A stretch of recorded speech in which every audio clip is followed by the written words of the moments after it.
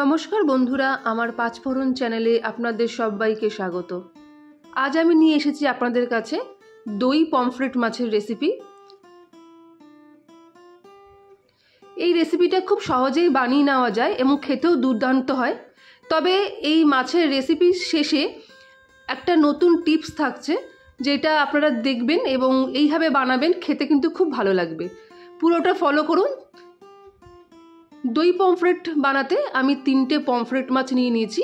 দেখতেই পাচ্ছেন মাছের পেটের দুই সাইডগুলো ছুরি দিয়ে আমি অল্প অল্প কেটে নিয়েছি এবং পরিমাণ মতো নুন হলুদ দিয়ে মোটামুটি 10 মিনিট মতন ম্যারিনেট করে রাখবো। পমফ্রেট মাছে কিন্তু খুব একটা বেশি নুন দেবেন না, একটু কম নুন দেবেন, কেননা একটু নোনতা টাইপের মাছ, নুন বেশি দিলে কিন্তু এটা খেতে ভালো লাগে না। তাই অল্প পরিমাণে নুন এবং হলুদ দিয়ে 15 মিনিট ম্যারিনেট করে রাখবেন।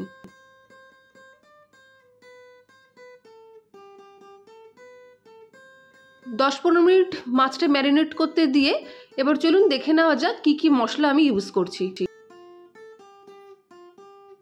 একটা বড় সাইজের পেঁয়াজ ডুমু ডুমু করে কেটে নিয়েছি। 10 গ্রাম মতন আদা ছোট ছোট কুচি কুচি করে নিয়েছি। একটা বড় সাইজের পেঁয়াজ ঝিরি ঝিরি করে কুচি কুচি করে নিয়েছি। আর 3-4টে কাঁচা লঙ্কা নিয়েছি।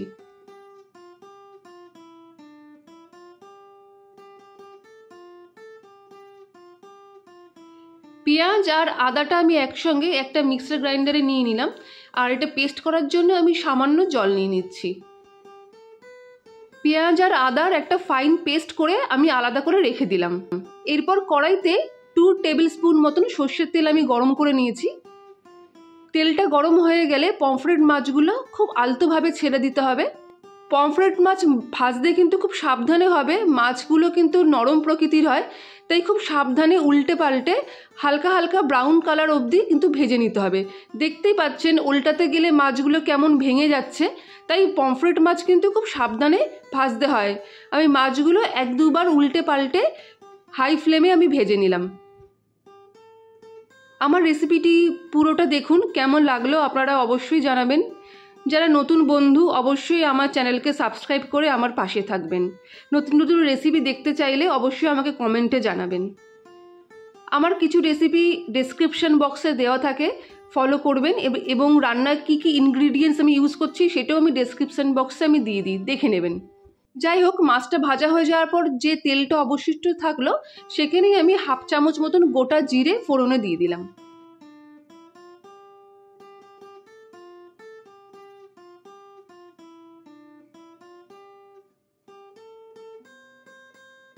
ফোড়নটা ভাজা ভাজা হয়ে গেলে আমি যে একটা বড় পেঁয়াজ কুচি কুচি করে রেখেছিলাম সেই পেঁয়াজ কুচোনো এবং 3টে কাঁচা লঙ্কা পেট চিরে আমি তেলের মধ্যে দিয়ে ভালো করে ব্রাউন হওয়া অবধি আমি ভেজে নেব।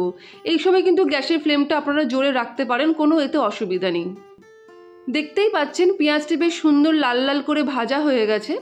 এই সময় যে আমি আরেকটা পেঁয়াজ আর আদা পেস্ট বানিয়ে রেখেছিলাম সেই পেস্টটা কিন্তু আমি এই পেঁয়াজ ভাজার মধ্যে দিয়ে ভালো করে কষিয়ে নেব। এই পেঁয়াজ বাটাটা কষানোর সময় আপনি গ্যাসের ফ্লেমটা কিন্তু আপনারা মিডিয়ামে করে দেবেন, নইলে এই পেঁয়াজ পেস্টটা কিন্তু পুড়ে উঠতে পারে।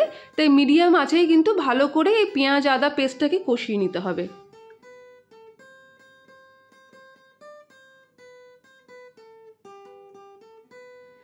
এরপর আমি একে একে বাকি মশলাগুলো দিয়ে দিচ্ছি। আমি 1 চামচ মতন জিরের গুঁড়ো দিলাম, হলুদ দিলাম 1/2 চামচ,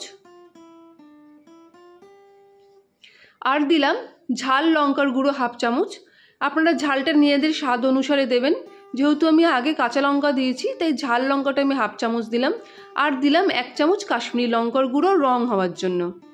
এই মশলাগুলোকে খুব ভালো করে কিন্তু মিশিয়ে নেবেন। সঙ্গে দিয়ে দেবেন খানিকটা নুন, নুনটাও আপনাদের আন্দাজ মতন পরিমাণ মতন দেবেন। ভালো করে মশলাগুলো ভালো করে কষিয়ে নিতে হবে। গ্যাসের আঁচ কিন্তু এই সময় বাড়াবেন না মশলাগুলো কষানোর সময়। মশলাগুলো কষাতে কষাতে অন্যদিকে আমি একটা বাটিতে 4 টেবিল স্পুন মতন দই নিয়ে নিয়েছি, টক দই।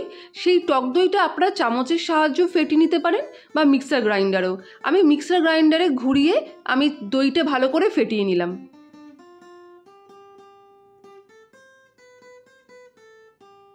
কড়াইতে মশলাটা খুব ভালো করে আমার কষানো হয়ে গেছে, দেখতেই পাচ্ছেন খুব সুন্দর রং এসেছে। এই সময় আমি ফাটানো দইটা আমি এই কড়াইয়ে মশলার মধ্যে দিয়ে দিলাম। এই রান্নায় কিন্তু খুব বেশি জল ইউজ হবে না।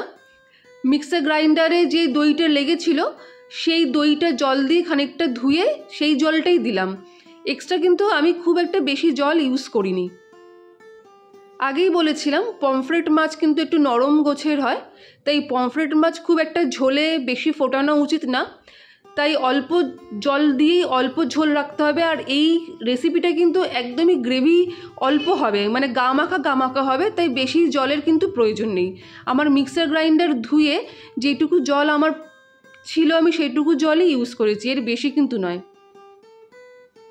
আমার ঝোলটা খুব সুন্দর ফুটে উঠেছে, দেখতেই পাচ্ছেন রঙটাও খুব ভালো এসছে, ঝোলটা ফুটে অনেকটাই কমে এসছে।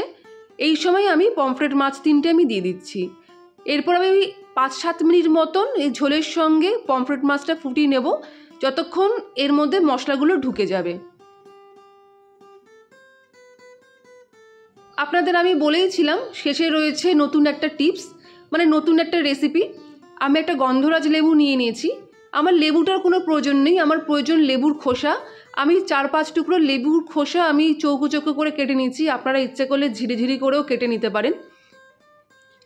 আমি মাছের কিন্তু রান্নার শেষে কোনো গরম মশলা ইউজ করলাম না, আমি এই সময় এই গন্ধরাজ লেবুর খোসাগুলো আমি এখানে ইউজ করলাম। এই খোসাগুলো দিয়ে খানিকক্ষণ আমি রেখে দিলে এর মধ্যে গন্ধরাজ লেবুর খুব ভালো একটা গন্ধ এসে যায়, সেই জন্যে গরম মশলার কোনো প্রয়োজন হয় না। এই মাছের রেসিপিতে গন্ধরাজ লেবুর গন্ধটা কিন্তু দুর্দান্ত লাগে। আপনারা এইভাবে বানিয়ে দেখবেন। আমার রান্নাটা কিন্তু শেষ, অবশ্যই জানাবেন কেমন লাগলো রান্নাটা।